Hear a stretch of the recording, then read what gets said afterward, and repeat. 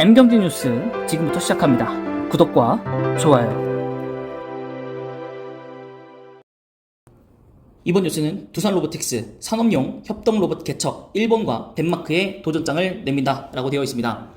자, 두산 100% 자회사로 설립된 두산 로보틱스는 A 시리즈 중에서 세계 협동 로봇 기업 중 가장 많은 10가지 종류의 제품을 보유하고 있습니다. 시장 점유율은 36%로 1위이고요. 세계 순위도 5위 정도로 경쟁력이 높다고 볼 수 있겠습니다. 사람이 하는 작업을 도와주는 협동 로봇 코빗이라고 불리는 제품이고요. 2028년이면 19억 4천만 달러, 하나로 2조 5천억 정도의 매출을 일으킬 거라고 보고 있습니다. 자, 규모가 아주 큰 것은 아니지만 6년 새에 177% 급성장할 시장이라고 보고 있고요. 세계 협동 로봇 시장은 덴마크 유니버설 로봇이 약 40%를 점유하고 있고, 테크맨 로봇 대만과 화낙, 일본 등이 뒤를 잇고 있습니다. 국내 기업 중에서는 두산 외에 한화, 기계 부분이 협동 로봇 개발 그리고 생산에 적극 나서고 있습니다. 자, 올해 1분기 협동 로봇 판매량은 전년 동기 대비해서 75% 증가한 약 300대를 기록을 했고요. 올 들어 제품 판매가 크게 늘어나면서 2015년 7월 창립 이후 누적 판매 대수가 3,000대를 넘어섰다고 합니다. 올해 작년보다 2배 많은 매출을 올릴 것으로 보고 있고요. 해외 판매가 늘어난 덕에 전체 매출의 70%가 북미, 서유럽 등의 해외에서 발생하고 있습니다. 이달 중 미국 판매 법인을 설립을 하고요. 하반기에는 독일에도 법인을 세워서 선진국 시장의 공략을 본격화할 계획입니다. 2, 3년 내에 기업 공개도 추진한다는 계획을 갖고 있기 때문에 과연 성공할지 좀 두고 봐야 될 것 같습니다. 스마트 공장과 저출산 고령화 이런 부분들 때문에 어쩔 수 없이 일반 산업 로봇은 공간적 제약도 따르고요. 자동차, 기계, 반도체 등 일부 산업에서 소품종, 대량 생산에 특화되어 있다는 게 한계가 있기 때문에 지금 현재 이런 부분들이 좀 두각을 나타내고 있다라고 볼 수 있겠습니다. 자, 그렇기 때문에 우선 두산을 좀 봐야 될 것 같고, 그 다음에 방금 나왔듯이 한화도 좀 봐야 될 것 같고, 그 다음에 이제 로봇 사업들을 하고 있는 현대차도 사실은 로봇 하고도 이제 연관성이 있고, 또 이제 바이든 대통령이 방한 이후에 또 발표한 것도 있기 때문에 그런 부분에서도 아마 로봇주들이 좀 빠르게 좀 움직이지 않을까 싶습니다. 네, 그래서 차트로 나머지 기업들에 대해서 한번 살펴보도록 하겠습니다. 네, 두산 일봉입니다. 네, 두산 굉장히 좀 높이 올라갔다가 벌써 거의 한 30% 넘게 좀 떨어진 것 같은데, 주봉상으로 보셨을 때도 엄청난 하락세. 네, 이때가 아무래도 그 두산 이제 그 지분을 다 정리해 털고 나서거든요. 네, 그리고 나서 지속적으로 떨어졌고, 월봉상으로 보셨을 때도 굉장히 많이 떨어졌다. 네, 하지만 이제 갖고 있는 사업 모멘터 자체가 굉장히 좋기 때문에 좀 긍정적으로 바라보고 있고요. 우선 이제 외국인 같은 경우에 순매도를 아직 유지를 하고 있고, 기관 쪽에서 좀 많이 팔고 있습니다. 최근에 좀 매수 들어온 거 제외하고는. 그리고 어쨌든 이제 두산 테스나도 이제 상호도 변경을 했고요. 어쨌든 테스나도 인수를 했고, 또 원래 하고 있는 이제 두산 전자 쪽에서도 여러 가지 5G라든가 고부가 가치를 많이 하고 있기 때문에 굉장히 괜찮다고 보고, 거기에 이제 두산 로보틱스까지 시장에 이제 개척을 하고 있기 때문에, 협동 로봇은 또 포스코도 하고 있고, 현대차에서도 이제 혁신센터에서도 사용을 하려고 하고 있기 때문에 앞으로 인력을 구하기 어려운 시대에서 협동 로봇은 당연하게 가야 되는 수순 중에 하나입니다. 그렇기 때문에 큰 문제가 될 거라고 생각은 하지 않고요. 오히려 지금 주가가 더 떨어졌기 때문에 PR적인 부분도 오히려 더 내려갔을 겁니다. 현재까지 봤었을 때 1분기 아직 실적은 나오지 않았지만은, 네, 그래도 컨센서스 상으로는 뭐 하락은 좀 했지만은, 영업이익과 당기순이 좀 빠지긴 하지만은, 저는 이제 장기로 좀 놓고 본다면 모멘텀을 뚫고 올라올 것 같습니다.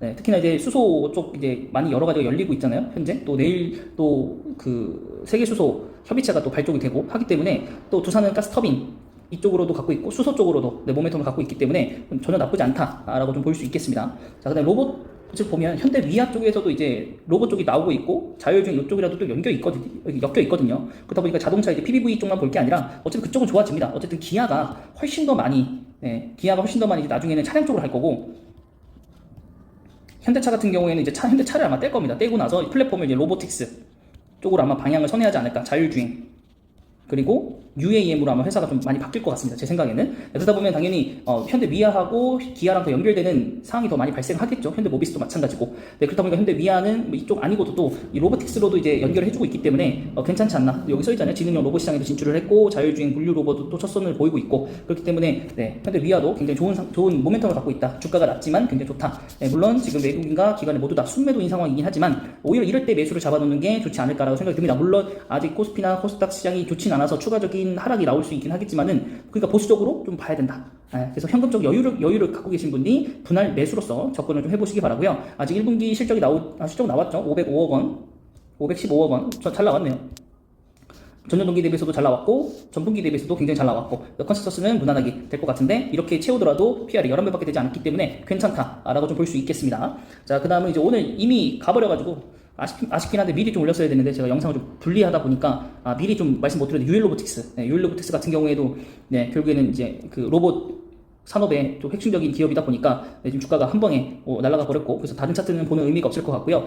오늘 올라간 것만으로 해서 이제 시가총액 2천억을 또 넘어버렸고, 1분기 아직 실적 나오지 않았지만은 일단 단기 모멘텀상으로 적자는 없으니까 굉장히 좋다라고 좀 볼 수 있겠고요.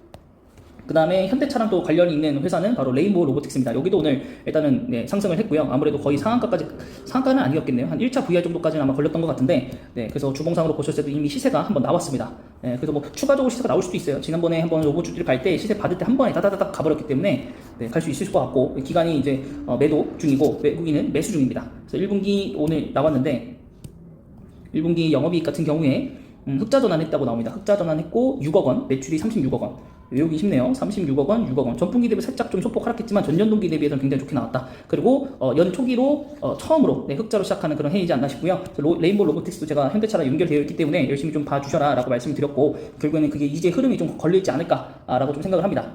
그 다음에는 이제 유진 로봇도 이쪽에 연관성이 있죠. 그래서 유진 로봇 오늘 1%대 하락을 했는데, 아직 로봇 전체에 대해서 테마가 붙은 건 아닌 것 같고, 이제 관련되어 있는 회사랑 관련되어 있고, 이제 로봇 산업용 로봇, 협업 로봇, 그 다음에 협동 로봇 이쪽으로 되어 있는 회사들만 좀 일단 간 것 같습니다. 그래도 우선 이제 외국인이 이제 이 정도 강보합인가요? 강보합세고 기간이 살짝 한번 돌아왔네요.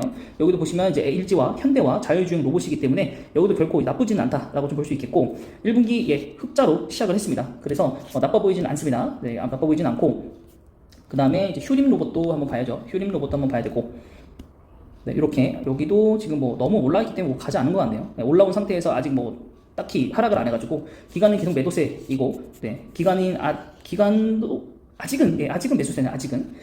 그 다음에 디아크가 최대주주 휴림 로봇으로 변경되었다. 이렇게 좀 되어 있는 것 같습니다. 그래서 좀 사업 영역을 좀 넓혀가는 것 같고요. 그래도 재무표는 아직 좋지는 않네요. 재무표는 좋지는 않고, 그 다음에 이제 다음은 로보스타입니다. 로보스타도 이제 산업용 로봇을 제작하고 있는 회사이고요. 최근 흐름은 뭐 기간 매수, 외국인도 매수, 하지만 주가는 바닥, 일봉상으로는 주봉상으로 또 약간의 바닥권에 위치는 해 있네요. 그 다음에 월봉상으로 봤을 때는 약간 조금 애매하죠. 조금 애매합니다.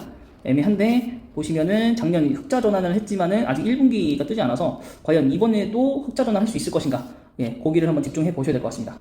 그다음 마지막은 로보티즈고요. 로보티즈 같은 경우는 서비스 산업 서비스 로봇인데, 여기도 나중에는 올라갈 일이 있을 겁니다. 아직까지는 서비스 로봇까지 확장을 하진 않았지만은 이제 대부분 음식점에서도 서비스 로봇을 많이 사용할 거라서 일단 기관들이 매수를 하고 있고, 외국인은 아직까지는 매도세라고 볼 수 있겠고, 1분기 매출이 34% 증가했다라고 좀 나와 있는 걸로 봐서는 한번 봅시다. 62억 원, 3억 원, 손실 3억 원. 아직까지 흑자 전환은 못했네요. 3억 원. 좋진 않네요.